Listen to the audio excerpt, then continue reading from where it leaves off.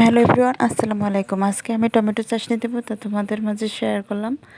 এজন্য আমি দেখো 1 বল টমেটো নিয়েছি, পাকা পাকা একদম লাল টুকটুকে। এই টমেটোগুলো কিন্তু অনেক দিন হয়ে গেছে, আমি রেখে দিয়েছি, তাই একটু শুকিয়ে গেছে, উপরের চামড়াটা কুঁচকে গেছে। যাই হোক, আমি এগুলা পানিতে ভিজিয়ে রাখার পর সুন্দর তাজা হয়ে গেছে। পরিষ্কার পানি দিয়ে 2-3 বার ধোয়ার পরে ছোট ছোট টুকরো করে কেটে নিয়েছি। এখন আমি রান্নাটা বসিয়ে দিয়েছি। একটু সেদ্ধ হয়ে আসছে, তাই আমি ঢাকনাটা সরিয়ে আবার একটু নেড়ে দিয়েছি যাতে নিচে লেগে না যায়। তাই আমি এর উপকরণগুলো সব কিছু কেটে নিয়েছি, যা যা দিয়ে আমি এটা বাগার দিব। আমি পরিমাণ মতো শুকনো মরিচ, পেঁয়াজ, রসুন দিয়ে তেলের মধ্যে ভালো করে ভেজে নিয়েছি যতক্ষণ না পর্যন্ত বাদামি কালার হচ্ছে।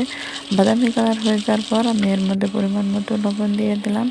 আর এর আগে অফ ক্যামেরায় টমেটোর মধ্যে লবণ দিছি, তারপরও লবণটা একটু কম মনে হয়েছে, তাই আমি পেঁয়াজ রসুনের ভিতরে আবারও দিয়ে দিলাম। ভালো করে নেড়ে চেড়ে আমার চাটনিটা দেওয়া শেষ। গরম ভাত দিয়ে খেতে খুবই মজা হয়, সেই সাথে যে কোনো ধরনের পিঠা খাওয়া যায়, যেমন চিতই পিঠা। চলে আসবো আবার কোনো নতুন ভিডিও নিয়ে। সে পর্যন্ত সবাই ভালো থাকবে, সুস্থ থাকবে। আল্লাহ হাফেজ, আসসালামু আলাইকুম।